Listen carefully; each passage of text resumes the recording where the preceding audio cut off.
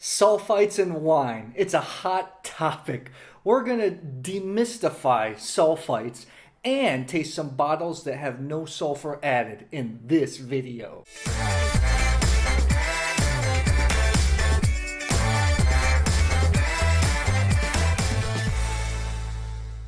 Hello.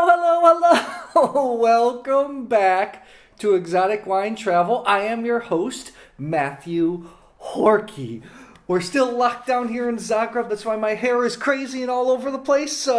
It's going to get cut soon. I'm finally getting my hair cut, so I'm excited. Excuse the crazy hair. Let's get into the topic of today. We're going to talk about sulfites in wine, something that's searched for a lot, people discuss, have arguments about. We're going to talk a little bit about it, and then I'm going to taste some wines that are made with no sulfur added, which is kind of cool. First of all, what you need to know when we talk about sulfites in wine, when we talk about sulfites in wine, it's really sulfur dioxide, or SO2. You have to know that it's impossible to have a totally sulfur-free wine because sulfur dioxide is a natural byproduct of fermentation. SO2 is also a preservative, so it helps preserve. It's an antioxidant and it helps keep wines fresh.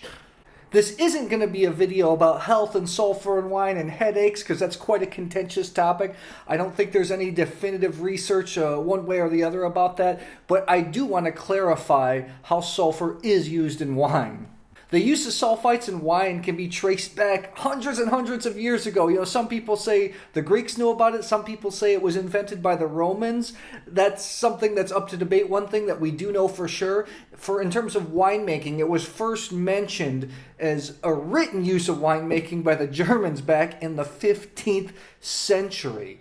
Now, in the USA, in the USA, they allow for around 350 milligrams per liter of sulfur to be used in wine.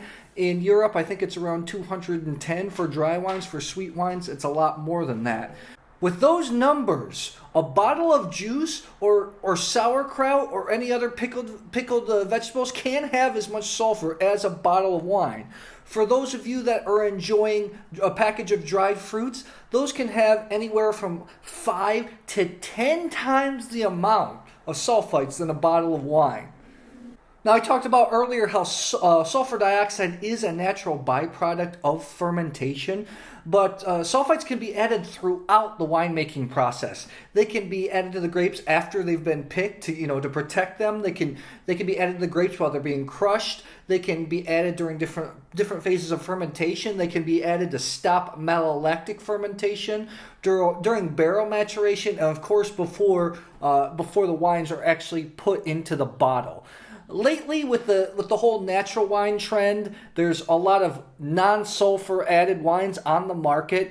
I personally think that I'm not a winemaker, but I do see a lot of winemakers experimenting with the technique. I think that sometimes they take it on as a challenge. There are a lot of regions around the world that bottle and produce wines with no sulfur added. I mean, when you think of the Quavy wines in Georgia.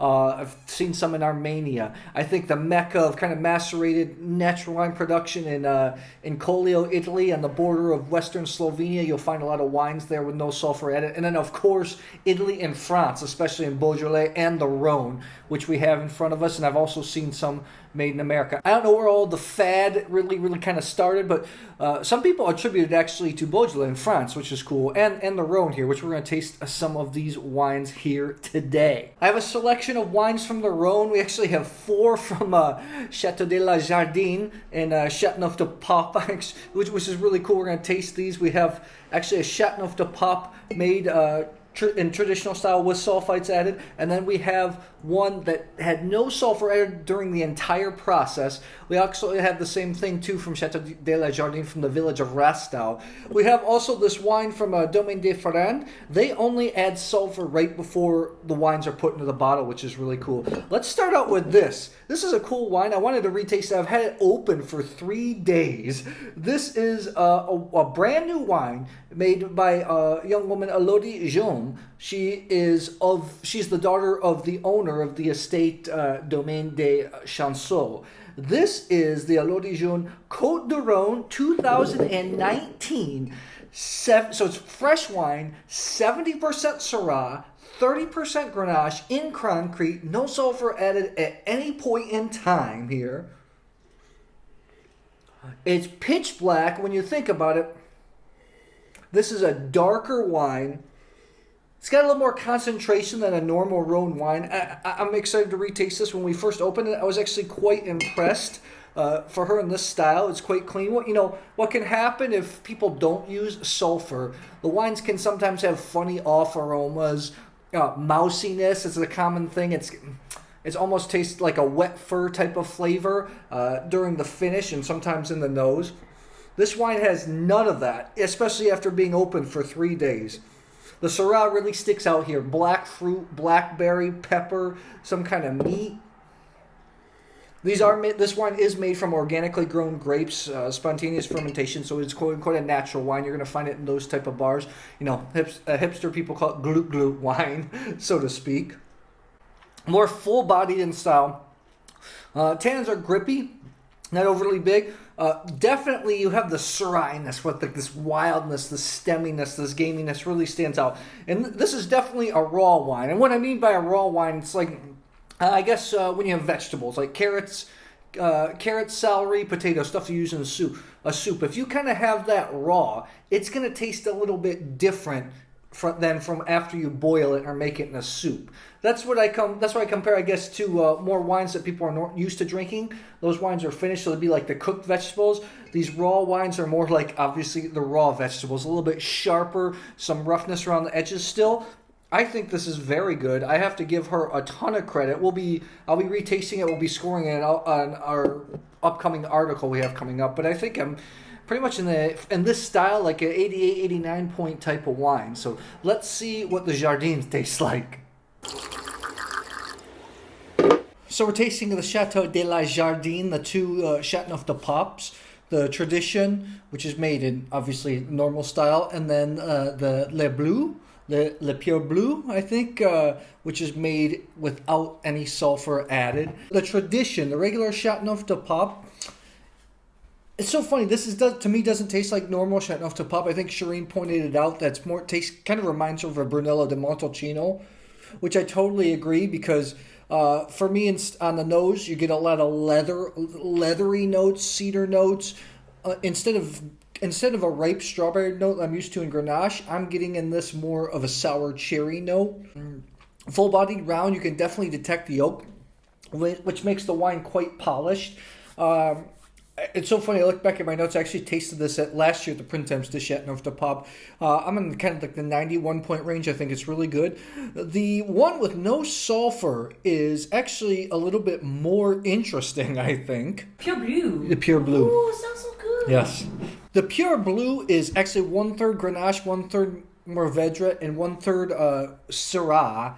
And it has no oak, only aged in stainless steel. It has a little what they do is, because there's no sulfur added into the wines, they inject some carbon dioxide. So I had to shake it up, and you have a little bit of spritz come out. That kind of protects the wine, since we talked about sulfur is a preservative of wine.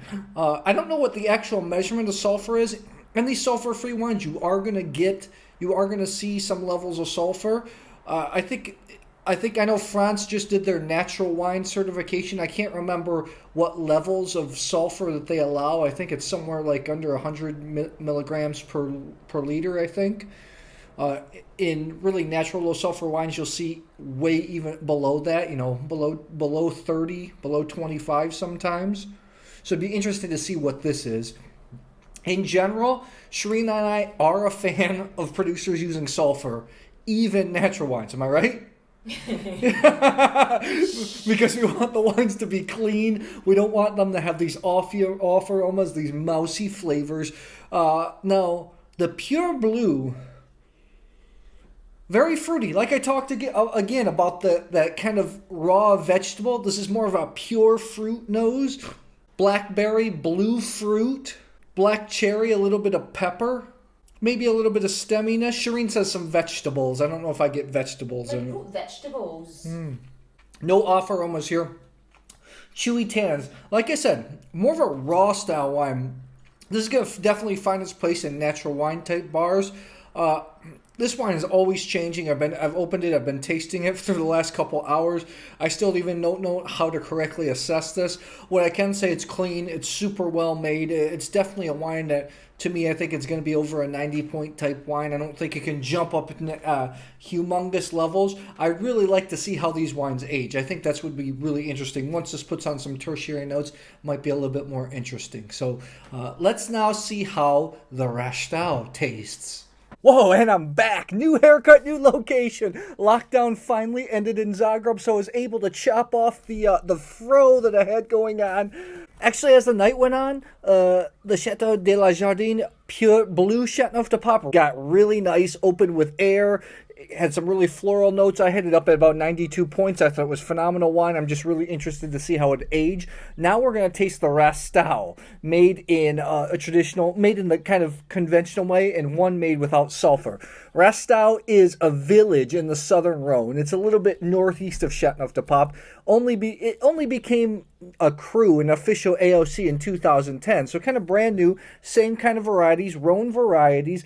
I love the 2016 Château de la Gardine Rasteau last year when we tasted. I'm excited to taste the 2017.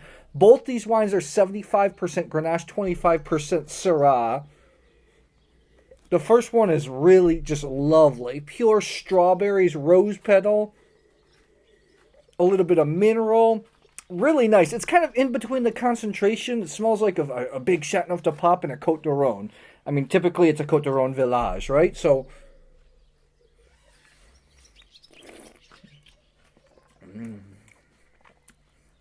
full body, whoa, super peppery, nice tannins. This is just as good as last year. I mean, this is. I'll have to taste through the night, but definitely for me, a wine that's going to be kind of like a 90-plus point wine. Let's try the next one. This is the Château de la Gardine Rasteau. This is the Même Peur.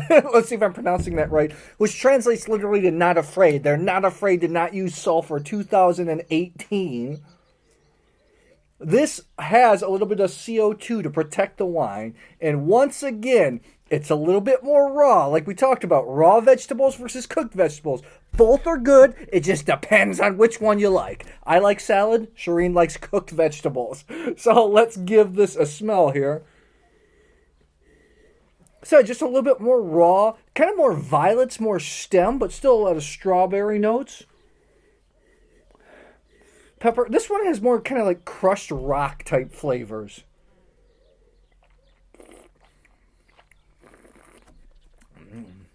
Oh, this one's got sweeter fruit, a little bit of just a slight bit of tingly sensation. What I heard is if you have these wines at home, you got to decant them and shake them up to get the CO2 out.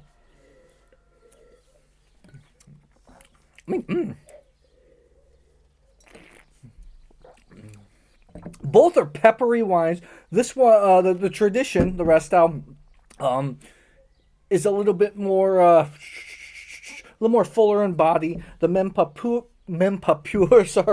is a little bit more sweeter fruit. So both nice. Really cool that you can see the difference in winemaking styles. And it's so happy for me to see all the wines we tasted were clean, without sulfur, no fault. So those wines out there do exist.